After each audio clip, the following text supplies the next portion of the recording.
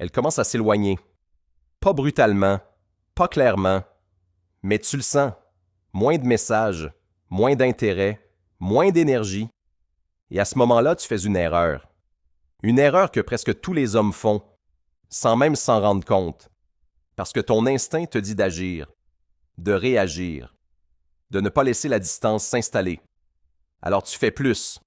Tu envoies un message, puis un autre, tu relances. Tu cherches à comprendre, à réparer, à ramener les choses comme avant.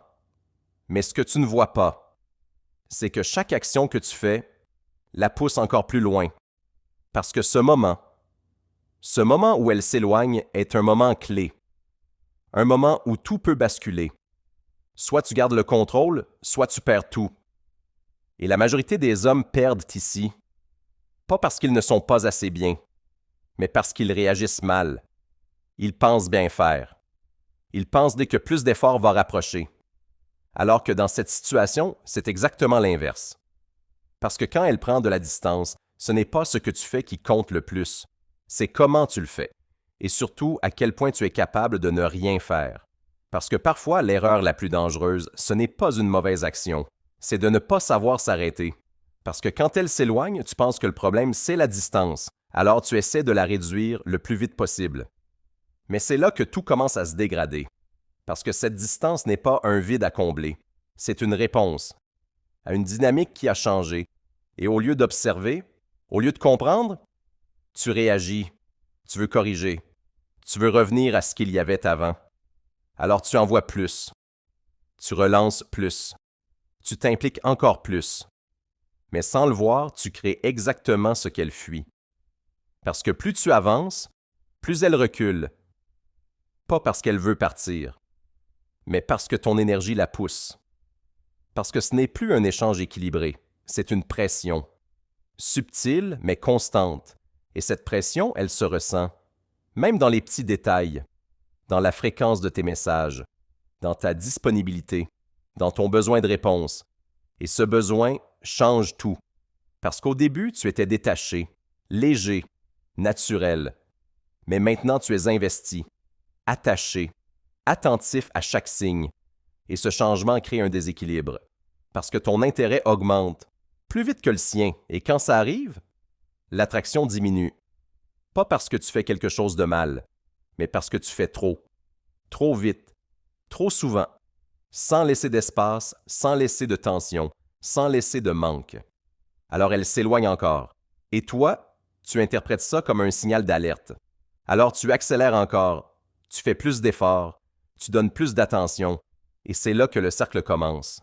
Un cercle où chaque action aggrave la situation. Parce que tu réponds à la distance par plus de présence, alors qu'en réalité, c'est exactement l'inverse qu'il faudrait faire. Parce que la vraie erreur, ce n'est pas ce que tu fais. C'est ton incapacité à ralentir, à prendre du recul, à laisser la situation respirer. Et tant que tu ne comprends pas ça, tu vas continuer à courir après quelque chose qui s'éloigne à chaque pas. Parce que tu confonds présence et valeur. Tu penses que plus tu es là, plus tu comptes. Mais en réalité, plus tu es constamment là, moins tu es ressenti. Parce que ce qui est toujours disponible n'a plus d'impact.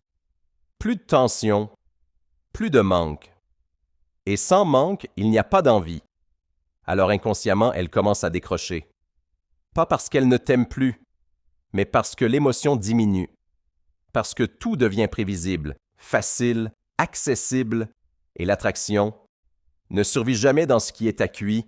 Alors que faire quand elle s'éloigne? Quand tu ressens cette distance et que ton instinct te pousse à agir?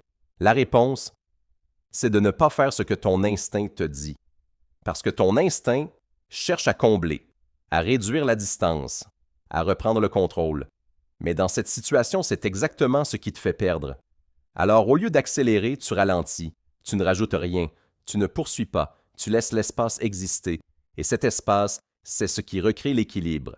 Parce que quand tu arrêtes de courir, elle n'a plus besoin de fuir. Quand tu arrêtes de pousser, la pression disparaît. Et ce changement, même s'il est invisible, se ressent immédiatement. Parce que ton énergie change. Tu redeviens stable, aligné, imprévisible. Et ça, c'est ce qui attire. Pas les efforts en excès, Pas les messages répétés, mais la maîtrise, la capacité à rester le même quand la situation change. Alors tu réponds, mais sans te précipiter. Tu es présent, mais sans être dépendant. Tu montres de l'intérêt, mais sans perdre ton équilibre. Et cette nuance, c'est ce qui fait toute la différence. Parce que la plupart réagissent, mais très peu contrôlent. Et c'est ça qui sépare ceux qui perdent tout de ceux qui gardent leur valeur. Parce qu'au final, tu ne peux pas empêcher quelqu'un de s'éloigner. Même si elle s'éloigne, même si elle part, tu ne perds plus jamais ta valeur. Et au final, c'est ça la vraie victoire. Pas de la garder à tout prix, mais de rester toi-même quoi qu'il arrive.